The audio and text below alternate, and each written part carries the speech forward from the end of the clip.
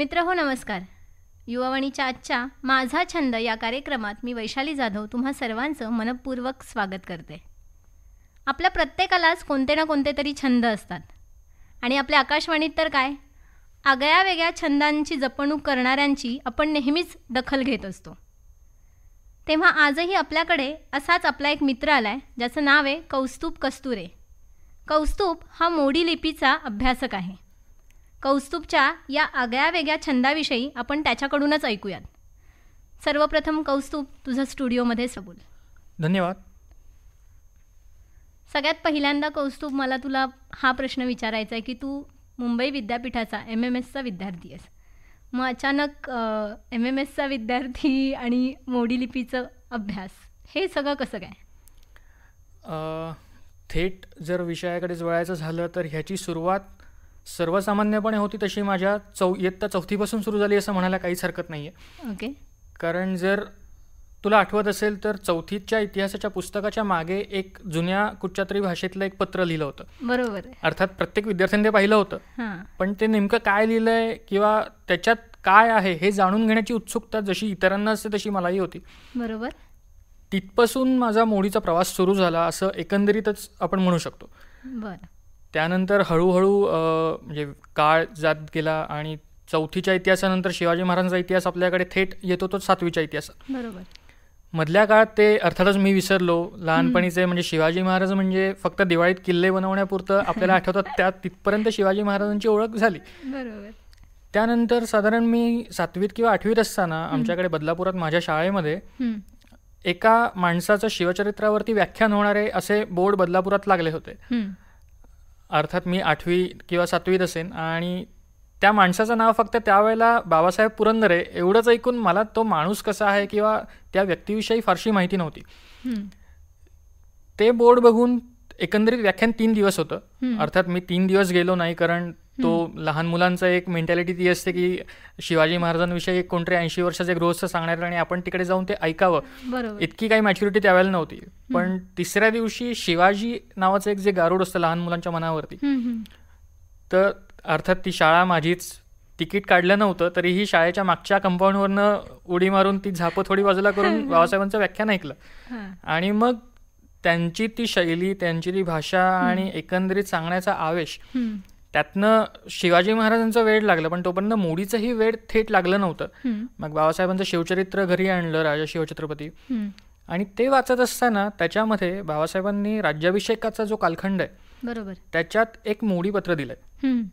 आणि मग ती उत्सुकता चळवली गेली की हे मोडीपत्र, आणि असंच आपण मागे काहीतरी बघितलं होतं तर बघावं ताडून, तर 4थीचं इतिहासाचं पुस्तक काढून बघितलं आणि दोन्हीही ती पत्र बरोबर जुळत होती. मग तिथपासून हा एकंदरीत प्रवास सुरू झाला की काय आहे. आणि नंतरच्या काळात अर्थात मला ते पत्र कुठचं आहे ते कळलं, म्हणजे त्या पत्राचा सारांश वगैरे कळला. पण मग अप्रत्यक्षरित्या सुरुवात झाली ती 4थीपासून असं म्हणण्यात काहीच हरकत नाही. बरं. तू आत्ताच म्हणालास की बाबासाहेबांकडून तू जेव्हा राजा शिवछत्रपती किंवा आपण एकंदर म्हणूयात की शिवाजी महाराजांविषयी जे काही ऐकलंच त्याच्यानंतर मी म्हणेन थोडक्यात तुला इतिहास म्हण किंवा याविषयीची जाणून घेण्याची इच्छा किंवा उत्सुकता जास्त झाली, निर्माण झाली, आणि त्याच्यामुळे मला वाटतं तू या सगळ्याकडे वळाला आहेस. नक्कीच तसं म्हणता येऊ शकेल, 100%. बरं, आपण जी मोडी लिपी म्हणतोय त्या मोडी लिपीमध्ये शक्यतो सगळ्यात पहिला प्रश्न मला हा पडतो की मोडीचा उगम किंवा मोडीचा इतिहास याविषयी तू काय सांगशील? मोडीचा उगम किंवा मोडीचा इतिहास याच्याविषयी आपल्याकडे एक एकंदरीत 2 गैरसमज आहेत किंवा समज आहेत. गैरसमज नको म्हणूया आपण त्याला. त्यातला एक समज असा आहे की जो यादवांचा पंतप्रधान होता त्याचं नाव होतं हेमाद्री पंडित, किंवा आपण मराठी प्राकृत भाषेत त्याला हेमाडपंत म्हणायचे. बरोबर. जे हेमाडपंथी मंदिर वगैरे आपण ऐकतो तो. तर या हेमाडपंतांनी ती सिंहली भाषेतून किंवा श्रीलंकेच्या तिथून त्याने ती आणली असा एक गैरसमज आहे. दुसरा समज असा आहे की आपल्याकडे अशोकापासून जी मौर्य किंवा जी ब्राह्मी जी लिपी होती तिचंच पुढे अपडेटेड व्हर्जन किंवा तिचंच पुढे मराठीकरण झालेलं ही एक लिपी म्हणून मोडी आपण एक म्हणू शकतो. किंवा तिसरा एक त्यातला प्रवाद असा आहे की ही देवनागरीच आहे, पण देवनागरीचं कंटिन्युएशन मधलं व्हर्जन म्हणजे आपण एक ज्याला कर्सिव्ह स्क्रिप्ट जशी असते लॅटिनमध्ये तसं न मोडता येणारे किंवा न तोडता येणारं लिखाण म्हणजे ते मोडी असा एक प्रचार काही काळापासून केला जातोय. बरोबर. कारण अर्थातच 3 पैकी म्हणजे पूर्ण 100% कोणत्या प्रवाहात खरा आहे हे आपण आज काहीच सांगू शकत नाही. बरोबर. कारण आपण जेव्हा मोडीचं लिखाण करतो किंवा लिखाण असलेली जेव्हा मोडीतली आपण पत्र बघतो तेव्हा आपल्या एक गोष्ट प्रामुख्याने मोडी कळणारा असो किंवा न कळणारा असो लगेच लक्षात येतं की बाबा पेन्सिल किंवा पेन न उचलता अगदी बरोबर ते लिहिलं गेलं आहे. बरोबर ना. त्याच्यामुळे तू म्हणतोयस ते बरोबर आहे. जसं इंग्लिश रायटिंग त्याच्यामध्ये कर्सिव्ह हे जे वेगळं येतं आहे त्या पद्धतीने मोडीकडे आपण बघू शकतो. मला मोडीविषयी जी काही थोडीफार माहिती आहे त्याच्यानुसार मोडी आपण साधारणपणे 4 भागामध्ये विभागतोय. मग ते 4 भाग कोणते? मोडीचे एकंदरीत 4 कालखंड मानले जातात. अर्थात हे कालखंड इतिहास संशोधकांनी ठरवलेत. त्याच्यामध्ये अर्थात पहिलं नाव येतं ते इतिहासाचार्य विका राजवाडे यांचं, दुसरं नाव येतं सरदेसाई आणि मग पुढे बेंद्रे वगैरे ही सगळी संशोधक मंडळी होऊन गेली. तर त्याच्यात राजवाडे आणि बेंद्रे या दोघांनी मोडी लिपी किंवा महाराष्ट्र इतिहासाची लिपी म्हणून मोडीवरती काही लिखाण केलंय. तर त्यांनी जे 4 कालखंड ठरवून दिलेत की इतिहास अभ्यासकांच्या सोयीनुसार आहेत ते. त्यातला एक कालखंड आहे शिवपूर्वकालीन, म्हणजे ज्याला आपण सामान्यतः बहमनीकालीन म्हणतो. ज्या बहमनी 5 सत्ता होत्या, म्हणजे अहमदनगरची निजामशाही असेल, विजापूरची आदिलशाही असेल, तर यांचा कालखंड. त्यानंतर खुद्द शिवाजी महाराजांच्या काळातला कालखंड जो साधारण 1630 किंवा 1650 पासून आपण धरू, तिथून ते 1700 पर्यंतचा. त्यानंतरचा कालखंड म्हणजे पेशवेकालीन मोडी, खुद्द पेशवाईत म्हणजे पेशवे काळात जी काही मोडी पत्र वगैरे लिहिली गेली तो सगळा कालखंड. आणि पेशवाई किंवा मराठी राज्य संपल्यानंतर इंग्रज आले आणि इंग्रजांनी इकडच्या लोकांना समजण्याकरता तीच मोडी लिपी किंवा मराठी भाषा तशीच पुढे चालू ठेवली. पण अर्थातच म्हणजे इंग्रजांची मोडी लिहिण्याची ती पद्धत आणि त्यांची साधनं वेगळी, त्यामुळे त्यांची परत ती एक शैली वेगळी येते. त्यामुळे कालखंडानुसार आपण हे 4 भाग धरतो की बहमनीकालीन किंवा शिवपूर्वकालीन, त्यानंतर शिवकालीन, त्यानंतर पेशवेकालीन आणि आंग्लकालीन किंवा ब्रिटिश पिरियडमधली मोडी. बरं. तू आत्ताच मला मोडीचे जे काही 4 कालखंड सांगितलेस त्यानुसार जर आता मला मोडीचा अभ्यास करायचा आहे, उदाहरणार्थ शिवाजी महाराजांच्या काळातल्या जर मोडीविषयक पत्रांचा वगैरे जर मला खास अभ्यास करायचा असेल तर मग मी मोडी भाषा शिकण्याच्या उद्देशाने वगैरे नक्की कुठे गेले पाहिजे असं तुला वाटतंय? एकंदरीत जर बघायला गेलं तर महाराष्ट्रामध्ये अशा अनेक संस्था आहेत किंवा खुद्द महाराष्ट्र शासनातर्फे काही वर्ग घेतले जातात. बरं. जसं आपण आर्काइव्ह्ज डिपार्टमेंट ऑफ महाराष्ट्राचे काही मुख्य विभाग आहेत. म्हणजे मुंबईचा एक विभाग आहे, मुंबईला एल्फिन्स्टन कॉलेजमध्ये त्यांचं मुख्यालय आहे. बरं. त्यानंतर पुण्याला आपल्याकडे पेशवे दफ्तर आहे किंवा ज्याला पुणे आर्काइव्ह्ज आपण म्हणतो. या संस्था आहेत किंवा कोल्हापूर आर्काइव्ह्ज आहे, नागपूर आर्काइव्ह्ज आहे, ही महाराष्ट्र शासनाची केंद्र आहेत. वर्षातून यांच्यातर्फे मोडी शिकवण्याकरता 10 दिवसांचे मिळून एक असे वर्ग घेतले जातात. बरं. या व्यतिरिक्त महाराष्ट्रात काही संस्था आहेत, म्हणजे खाजगी संस्था आहेत. उदाहरणार्थ पुण्याचं आपलं भारत इतिहास संशोधक मंडळ आहे किंवा मुंबईतही काही मोडी तज्ज्ञ किंवा मोडी प्रेमी लोकांनी वर्ग सुरू केलेले आहेत. बरं. मुंबईत पूर्वी कृष्णाजी म्हात्रे सरांचे वर्ग चालायचे, आता सध्या सावरकर स्मारकात राजेश खिलारींचे वर्ग चालतात. अशा पद्धतीने खाजगी आणि सरकारी अशा दोन्ही ठिकाणून आपण हे शिकू शकतो. पण त्यातल्या त्यात जर बघायचं झालं म्हणजे एकंदरीत मोडी तुम्हाला ऐतिहासिक पद्धतीने जर त्याचा अभ्यास करायचा असेल किंवा इतिहासाच्या दृष्टीने तर ते आपल्यावरती आहे की आपण तिथे शिकून त्याचा वापर पुढे कसा करतो. बरं. मोडी शिकताना पण बऱ्याचदा असं नाही का होत रे, कारण खूप नाही पण मी मोडीचा थोडासा अभ्यास केला आहे, तर अगदी आपण जो न काढतो तो असा साधा काढला की त्याचा अर्थ वेगळा आहे, त्याच्यामध्ये एक छोटासा टिंब दिला गेला तर त्याचा अर्थ वेगळाच होतो. मग ते कसं कळणार म्हणजे खरं बघायला गेलं तर? अर्थात म्हणजे आता आपण मोडी शिकताना हे सगळे बेसिक्स आपण लक्षात ठेवायला लागतात. बरोबर. कारण काही अक्षरं अशी आहेत, काही वर्णाक्षरं वर्ण त्यातले असे आहेत की तुम्ही लिहिताना एक असतो आणि समोरचा वाचताना तो दुसरा वाचू शकतो. हा, मी पण तेच म्हणते की तो जो गैरसमज आहे ना तो कसा दूर करायचा? तो गैरसमज म्हणण्यापेक्षा जो मोडी लिहिणारा असतो त्याच्या डोक्यात ते स्पष्ट पाहिजे की आपण नेमकं काय लिहितोय. म्हणजे उदाहरणार्थ मला ड काढायचा आहे, स्पष्ट आधी करतो की मोडीमध्ये र, ट आणि ड ही 3 अक्षरं जवळपास सारखी दिसतात. मला समजा एखादा दरड हा शब्द लिहायचा आहे तर त्यातला मधला र आणि शेवटचा ड हे 2 शब्द नेमके वाचणाऱ्याला कळता येईल असे लिहिणाऱ्याने लिहिले पाहिजे. अर्थात ते मी लिहिताना जर व्यवस्थित लिहिलं तर समोरचा वाचताना तसंच वाचेल, नाही तर मी लिहिताना मी दरड लिहिलंय आणि समोरच्याने ते दररच वाचलं किंवा दडडच वाचलं तर काहीच उपाय होणार नाही. आणि अर्थात म्हणजे अशा अनेक गमती जमती आहेत की पूर्वीच्या काळी लिहिताना त्या लोकांनी अर्थातच वेगाने जो सांगणारा मजकूर असतो त्याने लिहून घेतलंय आणि आताचे जे संशोधक आहेत त्या लोकांना ते वाचताना असे काही गमतीशीर अनुभव होतात की पूर्वीचा एक शब्द आहे आणि आता तो शब्द वेगळ्याच पद्धतीने वाचला गेला आणि त्यातनं गैरसमज नवीन निर्माण होतात. की उदाहरणार्थ एखादी गोष्ट एखाद्या ठिकाणी घडलीच नाही किंवा माझ्या स्वतःच्या अनुभवाचा एक सांगतो. एक पत्र होतं, म्हणजे बाजीराव साहेबांचंच पत्र होतं. बाजीराव साहेबांना लिहिलेलं पत्र आहे मल्हारराव होळकर. मल्हारराव होळकरांना थोरल्या बाजीराव पेशव्यांच्या हाताखाली काम करायचं आहे म्हणून ते पेशव्यांचे जे दिवाण होते अंबाजीपंत पुरंदरे त्यांना ते पत्र लिहितात.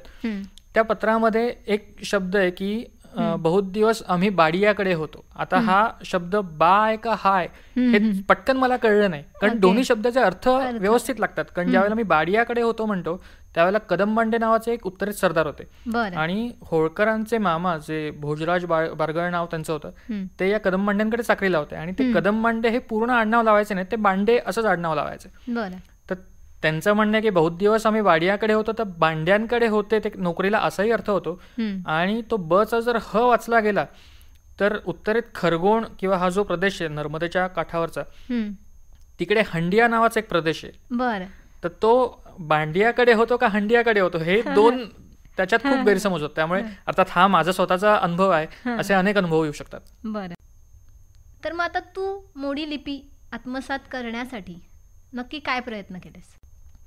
जसं आपण मगाशी म्हटलं की माझी मोडीची सुरुवात 4थी पासून झाली. मग तिथपासून हळूहळू सुरुवात करत मी शिकायला स्वतः शिकायला लागलो. अर्थात कारण 2003 किंवा 2004 साली म्हणजे मी 7वी-8वीत असताना त्यावेळेला मोडी शिकण्याचे काही सोर्सेस उपलब्ध नव्हते. बरं. अर्थात मग इंटरनेटवरती जायचं, मोडीविषयी काही माहिती आहे का ती घ्यायची. त्यानंतर मुंबईत राजेश खिलारींचा एक ब्लॉग होता, मोडी लिपी शिकण्याविषयी होता आणि त्यांचे वर्ग चालायचे आणि त्याविषयी पण माहिती होती. तर त्यांनी ब्लॉगवरती काही मुळाक्षरं दिली होती मोडीची. जसं आपण देवनागरीची बाराखडी लिहितो तशी मोडीची बाराखडी होती. ती घेऊन सराव सुरू केला. अर्थात म्हणजे काही गोष्टी थोड्या विचित्र वाटल्या आणि त्या गोष्टी मी माझ्या पद्धतीने वळवण्याचा प्रयत्न केला. तो माझा मूर्खपणा होता हे नंतर पुन्हा सिद्ध झालं. कारण ते बघून काय करावं हा एक मनात प्रश्न. म्हणजे घरच्यांना मोडी येत नाही, शिक्षकांना येत नाही किंवा आजूबाजूला कोणालाच येत नाही. त्यातल्या त्यात एक मला सोर्स सापडला तो बाबासाहेबांचाच. कारण बाबासाहेबांचं पुस्तक नुकतंच वाचलं होतं. तर कसं तरी करून मी बाबासाहेबांच्या घरचा पत्ता काढला आणि एक धाडस असं केलं की आपण मोडीतनं पत्र लिहावं आणि ते थेट बाबासाहेबांना लिहावं. बरं. तर त्या निमित्तानेच त्याच सुमारास 2008-09च्या सुमाराला बाबासाहेबांच्या सोबत काही संस्थांतर्फे असं ट्रेक्स किंवा बाहेर जाण्याचा प्रसंग आला होता. त्यामुळे त्यांच्याशी अशी तोंड ओळख होतो की त्यांच्याशी बोलू शकतो मी. त्या आठवणी घेऊन बाबासाहेबांना मी पहिलं पत्र लिहिलं की हे असं आहे, आपण इकडे भेटलो वगैरे. आणि माझ्या सुदैवाने त्यानंतर काही महिन्यातच त्यांच्या घरी जाण्याचा योग आला. बरं. ते पत्र तू मोडीत लिहिलंस? ते पत्र मी मोडीत लिहिलं होतं आणि त्यानंतर काही महिन्यात हा योग आला. तर बाबासाहेबांना अर्थात मी त्यांच्या घरी गेल्यानंतर त्यांना सांगितलं की असं असं होतं आणि तो एक उत्साह होता की एवढ्या मोठ्या माणसाच्या घरी आपण पहिल्यांदा जातोय आणि एक काहीतरी जुन्या आठवणी बालिशपणे सांगावे म्हणून मी ते सांगितले. तर बाबासाहेबांच्या ते बरोबर लक्षात होतं आणि त्यांनी ते सांगितलं की त्यांच्या त्या पेटीत ते पत्र कायम ठेवलेली असायची किंवा सगळ्याच वस्तू असतात. तर त्यातलं त्यांनी ते पत्र काढलं आणि त्यातल्या चुका मला सांगितल्या की हे असं लिहितात, हे असं लिहितात. त्यावेळेला अर्थात माझं मलाच खजील झाल्यासारखं वाटलं, कारण मोडीचा मूळ जो मार्ग असतो तो सोडून मी बाजूला आलो आणि स्वतःच एक काहीतरी नवीन चालू केलं होतं. त्या चुका बाबासाहेबांनी सांगितल्या, मग त्या दुरुस्त करून पुन्हा त्यांना पत्र पाठवलं. मग परत पुन्हा पुढच्या वेळेला त्यांच्याकडे गेल्यानंतर त्यांच्याकडनं पुन्हा इनपुट्स यायचे. मग अशा पद्धतीने होत गेलं. त्यानंतर मुंबईत म्हणजे राजेश खिलारींशी पण संपर्क आला, त्यांच्याकडनंही काही इनपुट्स मिळत गेले आणि मग ते पत्र वाचन आणि तसं सगळं सुरू झालं. मग घरच्या घरी सराव आणि त्यातला एक महत्वाचा जो भाग असतो की तुम्ही मोडी शिकलात तरी आयुष्यभर ती तुम्हाला पुरते असं नसतं, म्हणजे तुम्हाला त्याचा सराव ठेवावाच लागतो. बरोबर. त्यामुळे अर्थात घरच्या घरी सराव ठेवायचो आणि त्यानंतर मोडी कागदपत्र जी कुठे काय मिळतील ती कागदपत्र घ्यायचो आणि ती वाचायचो, म्हणजे वाचण्याचा प्रयत्न करायचो. अर्थात पूर्ण मला वाचता यायचीच नाही. मग ती कागदपत्र जशीच्या तशी दुसऱ्या कागदावरती नकलून काढायचा प्रयत्न केला. आणि या सगळ्यातून मग कसं असतं, म्हणजे आपल्या समोर एखादं कागदपत्र येतं आणि आपण ते वाचताना आपल्याला त्याचा अर्थ कळत नाही, पण ज्या वेळेला मी तोच कागद जसा नकलून काढायचा प्रयत्न करीन त्यावेळेला माझ्या हाताच्या वळणानुसार मला ते कळतं की ह्याला काय लिहायचं. अर्थात मग ती लिंक लागत गेली. मग हळूहळू ते डोक्यात एक फिट बसलं की बाबा ह्याला हे म्हणायचं, या लेखकाला हे म्हणायचं, आणि मग ती मोडी हळूहळू आपण एक वेल फर्निश होत गेली असं म्हणू शकतो. बरं. म्हणजे नशीबवान म्हटलं पाहिजे तू की चक्क तुला मोडी शिकण्याचा योग किंवा ते दुरुस्त करण्याचा योग का होईना पण तो बाबासाहेब पुरंदरे यांच्याकडून मिळाला आहे. हो, अर्थातच ते भाग्य समजतो मी माझं. आणि थोडीफार माझ्या माहितीप्रमाणे तुझी निनाद काकांची, निनाद बेडेकर यांच्याशी पण ओळख होती. तर मग प्रत्यक्ष ओळख अशी मला म्हणता येणार नाही, म्हणजे ओळख होती अर्थातच, नाही असं नाही. पण म्हणजे ज्या रीतीने बाबासाहेबांशी बोलण्याचा योग आला, येत गेला योग, किंवा ज्या ज्या ज्या फास्ट मुवमेंट्स होत गेल्यात त्या पद्धतीने निनाद काकांशी एवढं बोलणं झालं नाही. 2011 साली म्हणजे पानिपतला ज्यावेळेला 250 वर्ष झाली होती त्यावेळेला पार्ल्यामध्ये निनाद बेडेकरांचं व्याख्यान होतं, म्हणजे पानिपतचा स्मृतिदिन म्हणून. त्यानिमित्ताने पहिल्यांदा त्यांच्याशी 1 to 1 असं बोलण्याचा, संपर्क साधण्याचा ती वेळ जुळून आली.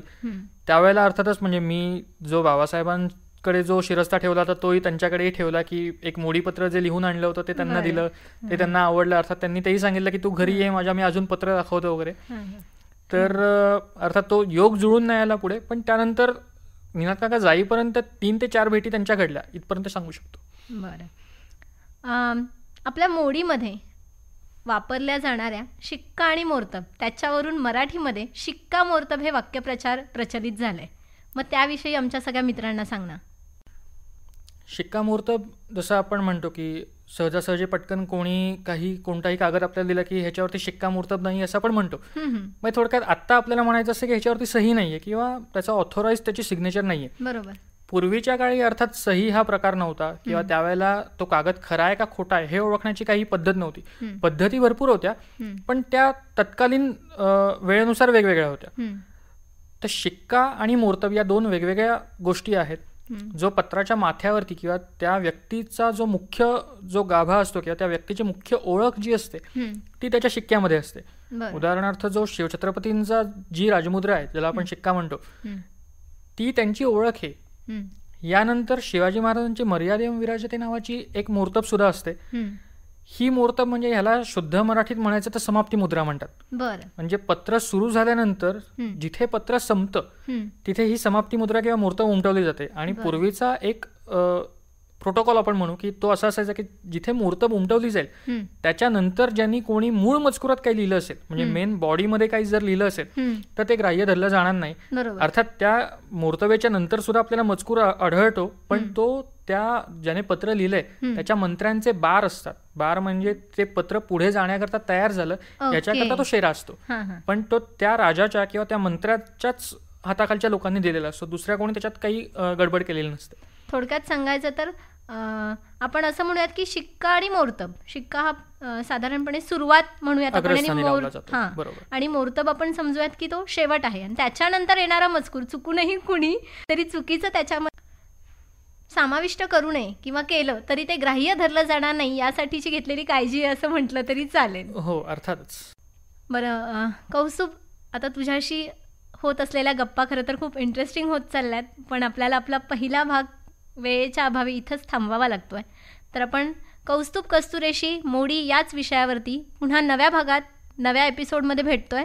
तेव्हा याच नोटवरती मी वैशाली जाधव युवावाणीच्या आजच्या माझा छंद या कार्यक्रमात तुमचा निरोप घेते. धन्यवाद. मित्र हो, नमस्कार. युवावाणीच्या आजच्या या नव्या कोऱ्या कार्यक्रमात मी वैशाली जाधव तुम्हा सर्वांचं पुन्हा एकदा स्वागत करते. पुन्हा एकदा याच्यासाठी कारण आज परत आपण आपल्या कौस्तुभ कस्तुरे या मोडीचा आगळा वेगळा छंद जपणाऱ्या मित्राला भेटतोय. तर कौस्तुभ, पुन्हा एकदा तुझं स्टुडिओमध्ये मनपूर्वक स्वागत. धन्यवाद. तर कौस्तुभ, सगळ्यात पहिल्यांदा मला हे सांगशील की मोडी शिकताना ॲज अ स्टुडंट मी काय काळजी घेतली पाहिजे? मोडी शिकताना सगळ्यात महत्त्वाचं जर डोळ्यासमोर ठेवायचं तर मोडी कागदपत्र तुमच्याकडे हवीत, त्या कागदपत्रांचा अभ्यास हवा. बरं. म्हणजे मोडी मी वर्गात जाऊन शिकेन, 10 दिवसाचे वर्ग होतील, वर्गात मला दर दिवसाला 1 कागद दिला जाईल किंवा 2 कागद दिले जातील. बरोबर. आणि ते 2 कागद मी वर्गात बरोबर करीन, पण घरी आल्यानंतर ते कागद अर्थात माझ्या फाईलमध्ये जाऊन असतील, फाईलमध्ये ठेवून देईन आणि मी माझ्या पुढच्या कामाला लागेन.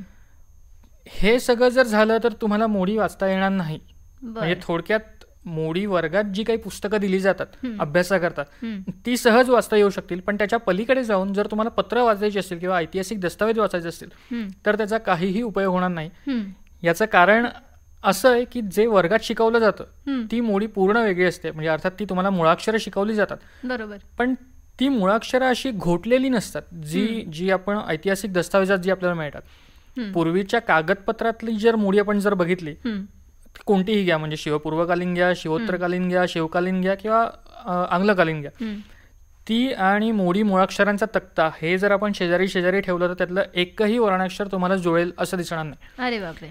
अर्थात त्याची कारणंही वेगळी असतात. त्यामुळे म्हणजे मी एखादा शब्द किंवा एखादं अक्षर ज्या वेळेला मी लिहितो त्यावेळेला तर मी सुवाच्य अक्षरात लिहितो आणि तिथपर्यंत येऊन थांबतो. पण ज्यावेळेला मला अख्खच्या अख्खं पत्र लिहायचं असतं आणि समोरचा स्पेशली तो माणूस सांगत असतो, जो नरेट करणार असतो तो सांगत असतो आणि लेखनिक लिहून घेत असतो, त्यामुळे त्याचं अक्षर इतकं विचित्र येऊ शकतं किंवा इतकं सुंदर येऊ शकतं, दोन टोकं येऊ शकतात. त्यामुळे तुम्हाला जर त्याचा अभ्यास करायचा असेल तर स्वतःला लिहिण्याशिवाय पर्याय नाही. म्हणजे कुठचाही काहीही घ्या. अगदी माझं सोप्यात सोपं सजेशन असं असेल की तुम्हाला जर डायरी लिहायची सवय असेल तर रोजची डायरी तुम्ही मोडीत लिहा. दोन फायदे आहेत. म्हणजे एक फायदा की तुमचा मोडीचा सरावही होईल, मोडी लिहिता उत्तम येईल, वाचता तर अर्थात येईलच. आणि दुसरी गोष्ट, तुमचे जर काही सिक्रेट्स असतील तर लोकांना कळणार नाही. काहीही गोष्टी असू देत, अर्थात घरच्यांना मोडी येत असेल तर त्याचे दुष्परिणाम पण तेवढेच होतील, पण या दोन गोष्टी होऊ शकतात. त्यामुळे तुम्ही डायरी लिहित असाल किंवा मग दुसऱ्या कुठच्याही एक परिच्छेद घ्या, कोणताही घ्या, इतिहासाचा घ्या किंवा दैनंदिन जीवनातला घ्या, दिवसातनं तुम्ही जरी 10 ओळी लिहून काढल्या जशा आहेत तशा, त्या अर्थात कंटेंटवरती आपल्याला जायचं नाहीये, पण शक्य तितक्या सुवाच्य अक्षरात लिहिण्याचा प्रयत्न करा. आणि लिहिताना पेन किंवा पेन्सिल जे काही असेल त्याची वळणं कशी होतात त्याच्यावरती बारीक लक्ष द्या. कारण आपलं वळण जसं ज्याप्रमाणे वळतं त्याच्यावरनं आपल्याला अंदाज येऊ शकतो की पूर्वीच्या काळी पत्रात लिहिलेला जो लेखनिक आहे त्याला नेमकं काय म्हणायचंय. म्हणजे मला समजा माझं कौस्तुभ हे नाव लिहायचंय तर त्याच्यावरच्या ज्या 2 मात्रा आहेत क वरच्या, त्या मी काढताना कशा काढेन, पूर्वीच्या काळी कशा काढल्यात किंवा पूर्वीच्या काळी त्या 3 प्रकारे वेगवेगळ्या काढल्या जाऊ शकायच्या. तर त्यातल्या वेगवेगळ्या प्रकारे आपण काढून बघायच्या आणि त्या टॅली करून बघायच्या की ही गोष्ट त्यावेळेला या माणसाने अशी लिहिली आहे, दुसऱ्या माणसाने वेगळ्या प्रकारे लिहिली असेल. मग या गोष्टी तुम्हाला अर्थात आत्मसात कराव्या लागतात की प्रत्येकाची शैली वेगळी असते, प्रत्येकाचं परसेप्शन वेगळं असतं आणि त्यानुसार तो लिहित असतो.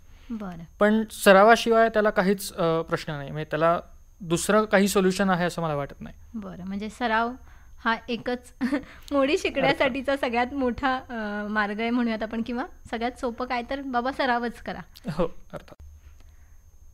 मोडी लिपी शिकत असताना निश्चितपणे तू मोडी विषयकची असणारी कागदपत्र अभ्यासली असणार आहेस. मग त्याच्यामध्ये काही इंटरेस्टिंग कागदपत्र अभ्यासताना मिळालीत का, आणि त्याच्यातून काही वेगळा इतिहास तुला कळालाय का? असं काही प्रमाणात म्हणता येऊ शकतं, कारण म्हणजे माझ्या हातात जे काही प्रोजेक्ट्स आहेत त्यातली काही कागदपत्र, त्याचं एक मी उदाहरण देऊ शकतो. बरं. अर्थात मी ते पत्र कोणाचं आहे किंवा काय आहे हे मी आत्ता सांगू शकत नाही, याचं कारण त्याची मालकी त्या मूळ संग्रहकर्त्यांकडे आहे. बरं. पण त्याचं एक त्याची बाजू मी अशी सांगू शकतो की तो कागद आजपर्यंतच्या इतिहास संशोधकांनी खोटा ठरवलाय. बरं. म्हणजे ते पत्र आजपर्यंत खोटं म्हणून त्याच्याकडे बघितलं गेलं आणि ते पत्र गृहीत धरलं जात नाही सध्याच्या इतिहासापर्यंत. अर्थात ज्यांना वाटतं ती लोक ते पत्र खरं धरतात. ह्याचं कारणही आहे अर्थातच, कारण ते पत्र 100 वर्षापूर्वी प्रकाशित झालं होतं. त्यानंतर ते मोडी पत्र पुढच्या संशोधकांना बघण्यात आलं नव्हतं आणि मधल्या संशोधकांनी किंवा अभ्यासकांनी त्यावेळेला 100 किंवा 110 वर्षापूर्वी जे लिप्यंतर केलं गेलं होतं त्याच्या आधारे हे तर्क मांडले की हा कागद खोटा आहे किंवा हे असं आहे.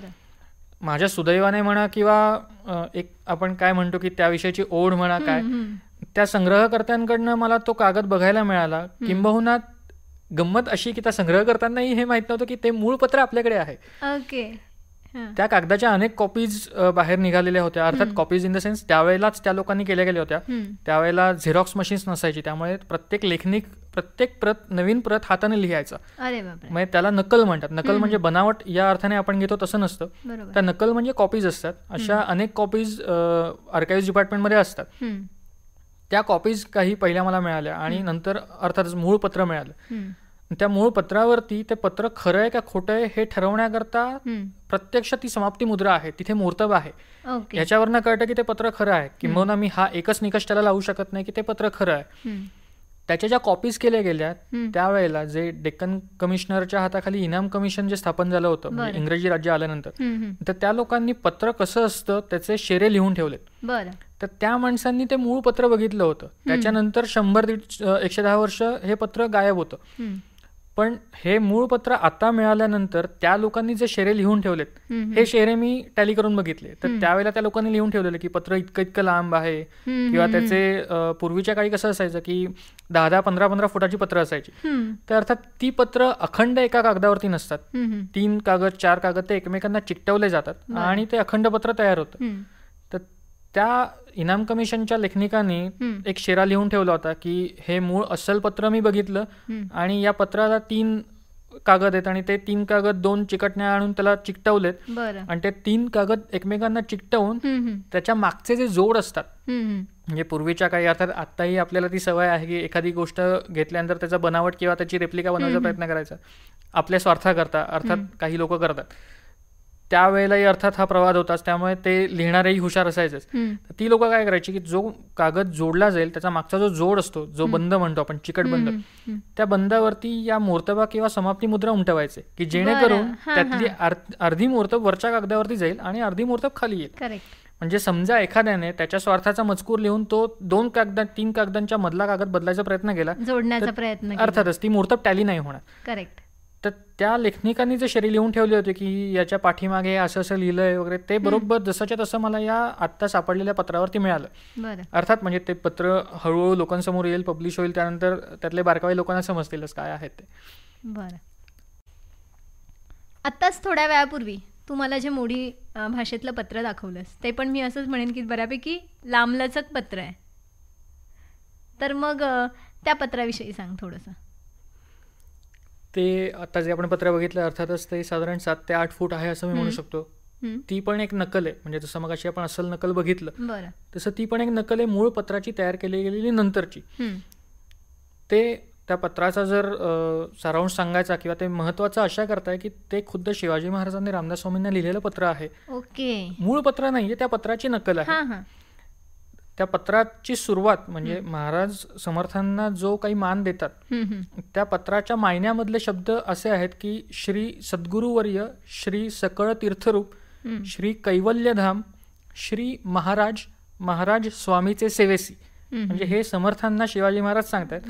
आणि या 2 ओळीनंतर मुख्य पत्र जिकडे सुरू होतं तिथे चरणरज शिवाजीराजे यांनी चरणावर मस्तक ठेवून विज्ञापना अशा नावाचा एक अशा मजकुराचं तिथपासून ते पत्र सुरू होतं. अर्थात म्हणजे या पत्रावरनं तर आपल्याला समजतं की म्हणजे शिवाजी महाराजांचा आणि समर्थांचा जो काही संबंध होता तो. तिला सर्वसाधारणपणे चाफायची सनद म्हटलं जातं आणि त्याच्यात 33 गावं आणि इतर काही त्याच्यात आहे. म्हणजे 33 गावं, 121 खंडी धान्य आणि 1 कुरण असं शिवाजी महाराजांनी चाफळच्या राम मंदिराच्या उत्सवाकरता नेमून दिलं होतं. ती जी मूळ सनद आहे त्या सनदेच्या एकंदरीत 33 वेगवेगळ्या कॉपीज बनवल्या गेल्या. त्या 33 कॉपीज त्या गावाच्या पाटलांना किंवा जे मुकदम पूर्वी म्हणायचे पाटलाला, तर त्या प्रत्येक गावात ती एक कॉपी दिली गेली. अर्थात त्यातल्या काही कॉपीज आपल्याला उपलब्ध आहेत आणि अशा पद्धतीने ते पत्र पुढे येत गेलं. बरं, तू आत्ता म्हणालास की ही मूळ कागदपत्राची नक्कल आहे, मोडी भाषेत मोडी लिपीतल्या मूळ कागदपत्राची नक्कल आहे. तर मग मला एक शंका आहे की जर आपल्याला जुन्या काळातले जे मोडीची कागदपत्र आहे त्यांच्या जपणुकीच्या संदर्भात आपण काय करू शकतो, किंवा नाही का तो कागद कसा ओळखायचा की हा अस्सल मोडी भाषेतला आहे वगैरे. सर्वसाधारणपणे जर आपण बघितलं तर म्हणजे महाराष्ट्रात काही संस्था आहेत की ज्यांच्याकडे मूळ मोडी कागदपत्र आहेत. म्हणजे त्याच्यात पुण्याचं जसं मगाशी आपण म्हटलं पेशवे दफ्तर आहे, पुणे अर्काइव्ज ज्याला म्हणतात ते, त्यानंतर मुंबईच्या एल्फिन्स्टन कॉलेजमध्ये मुंबई अर्काइव्ज आहे, पुण्याला आपल्याकडे सदाशिव पेठेत भारत इतिहास संशोधक मंडळ आहे, त्यानंतर धुळ्यामध्ये समर्थ वाग्देवता मंदिर आहे, किंवा राजवाडे संशोधन मंदिर जे धुळ्याचं आहे ते एक महत्वाचं आहे. इकडे काही लाख किंवा काही कोटींवरती कागद इकडे आहेत असं आपण म्हणू शकतो. म्हणजे फक्त जर मी पुण्याचं उदाहरण द्यायला गेलो तर पुण्याचं जे पेशवे दफ्तर आहे तिकडे सुमारे 3,90,00,000 कागद आहेत. त्यातले सगळेच मोडी आहेत एवढं मी सांगू शकत नाही.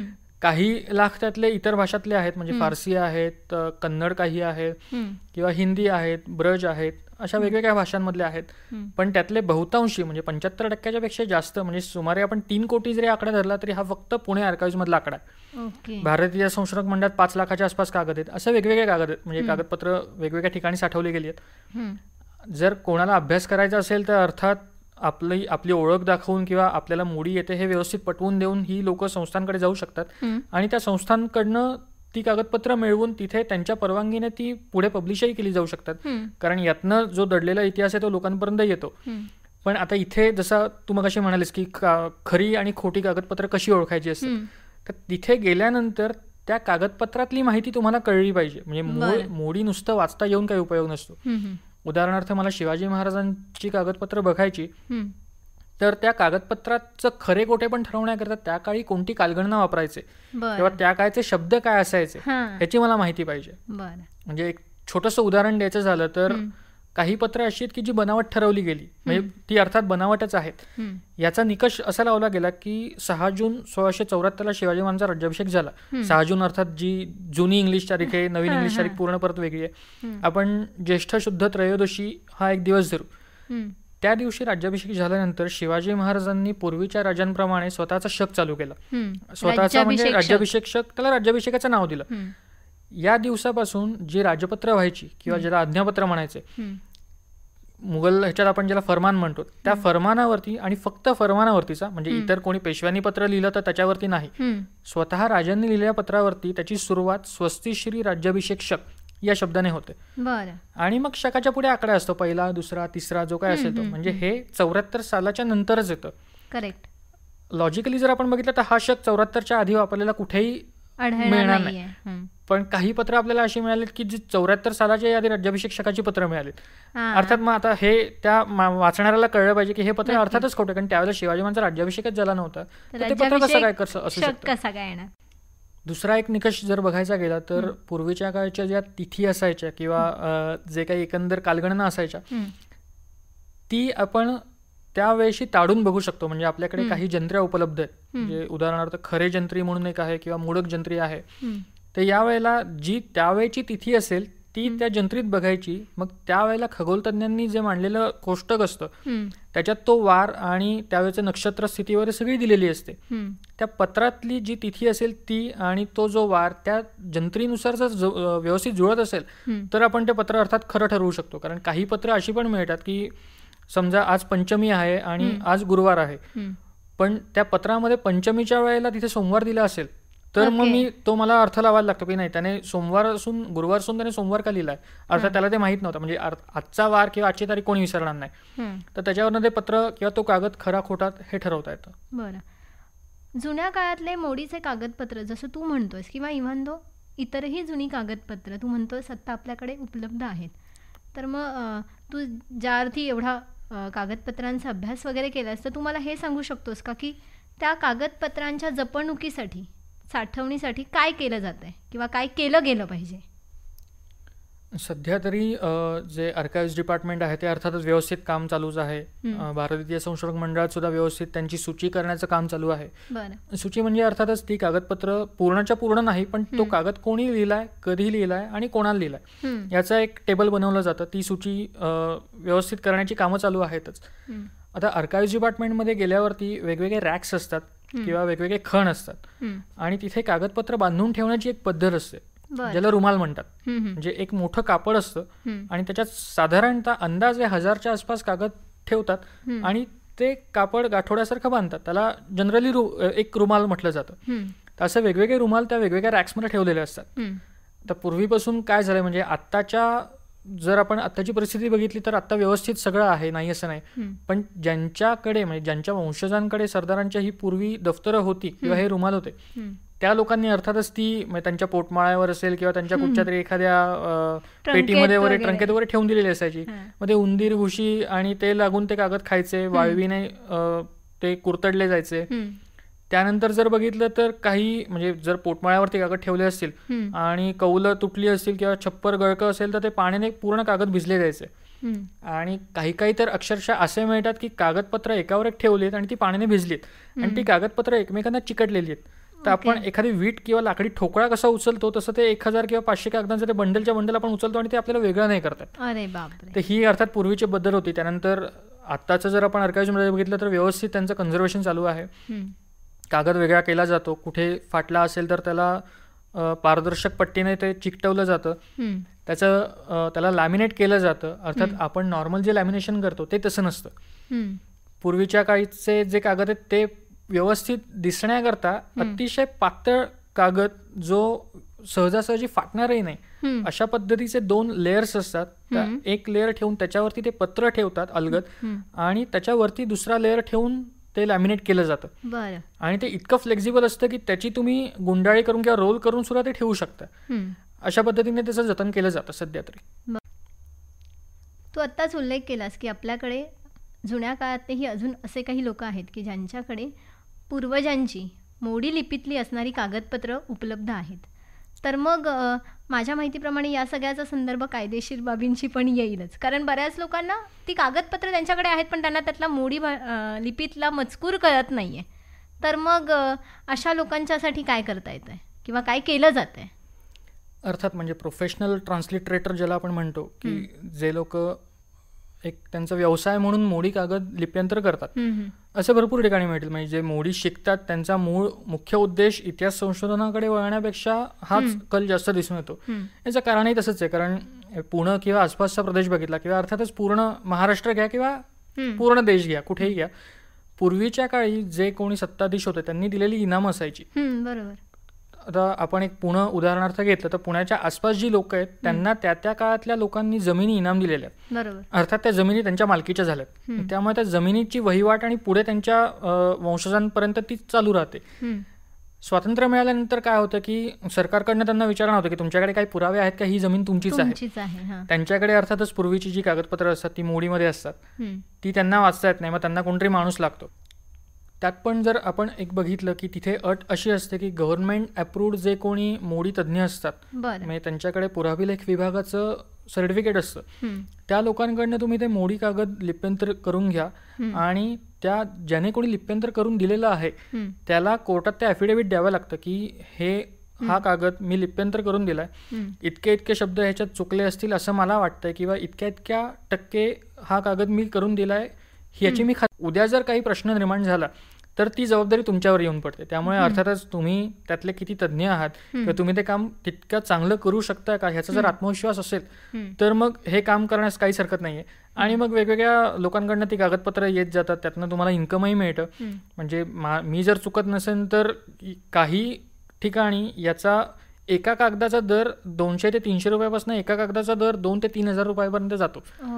आणि लोकांकडे मोजून एक कागद नसतो, असे अनेक कागद असतात. त्यामुळे हा एक तुमचा फुल टाइम बिझनेस किंवा फुल टाइम तुमचा एक इन्कम म्हणून त्याचा तुम्ही नक्कीच विचार करू शकता. बरं, तू मोडीचा अभ्यासक आहेस, तुला मोडीसारख्या अगदी लोप पावत चाललेल्या लिपीचा अभ्यास करण्याचा छंद तर आहेच, पण त्याचबरोबर माझ्या माहितीप्रमाणे तू याच्यासाठी आपल्या सोशल नेटवर्किंगचा सुद्धा खूप चांगला उपयोग केला आहेस, जेणेकरून आमच्यासारख्या सोशल साईटवरती बऱ्यापैकी अभ्यास करणाऱ्यांसाठी मोडीची काही पत्र तू उपलब्ध करून दिली आहेस. मग त्याच्याविषयी थोडंसं सांग. हो, अर्थातच. म्हणजे आजच्या युगात जर आपण बघितलं तर सोशल मीडिया शिवाय तुम्हाला ऑप्शन नाही आहे. कारण मी टेलिव्हिजन असेल किंवा इतर कोणत्याही वृत्तपत्राचं माध्यम असेल त्यातनं मी एक दिवस लोकांपर्यंत पोहोचू शकेन, पण त्याच्या पलीकडे जाऊन प्रत्येक गोष्ट माझ्या हातात नसते की मी तिकडे जाऊन लोकांपर्यंत काही पोहोचवावं.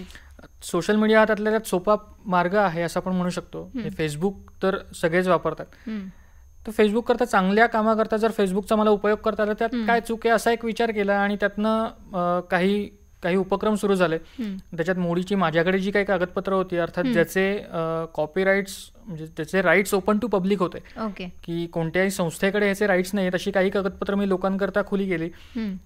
ती कागदपत्र डावीकडे ठेवून त्याचं ओळीभर हुकूम, म्हणजे एका ओळीत जर समजा 9 शब्द असतील तर देवनागरी लिप्यंतरात त्या ओळीत सुद्धा 9 शब्द येतील आणि तुटलेला शब्द जर कौस्तुभ मधला कौ एका शब्दात म्हणजे एका ओळीत असेल आणि पुढे दुसऱ्या ओळीत गेलं असेल तर त्या पद्धतीने ते लिप्यंतर केलं आणि ते सोशल नेटवर्किंगवरती मी मांडत गेलो. त्यानंतर जर दुसरं काही म्हणायचं झालं तर माझा ब्लॉग, म्हणजे ब्लॉगमध्ये वेगवेगळे विषय आहेत. त्याच्यामध्ये अर्थातच पूर्ण ब्लॉग इतिहासाशी संबंधित असला तरी त्याच्यात शिवकाळ, पेशवेकाळ असे वेगवेगळे भाग केले गेले.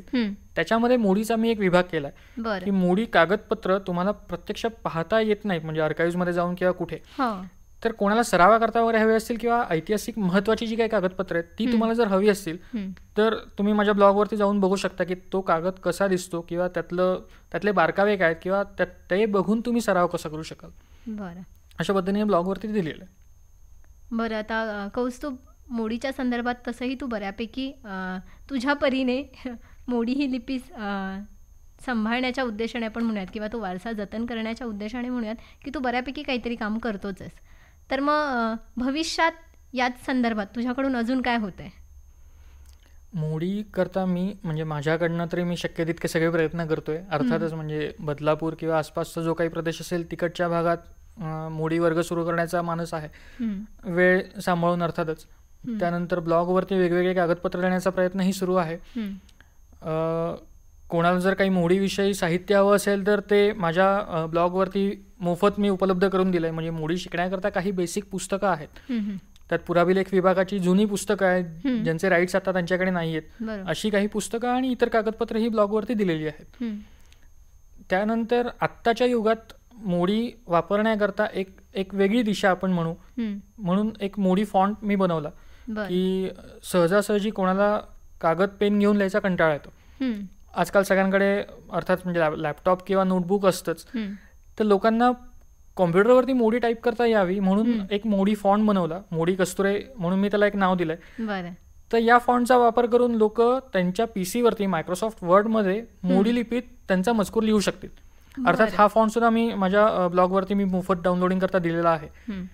या व्यतिरिक्त जर आणखीन काही प्रोजेक्ट्स म्हणायचे तर सध्या 2 ठिकाणची कागदपत्र मी लिप्यंतर करतोय. ती येत्या पुढच्या काही काळात लोकांसमोर पुस्तक रूपाने येतीलच.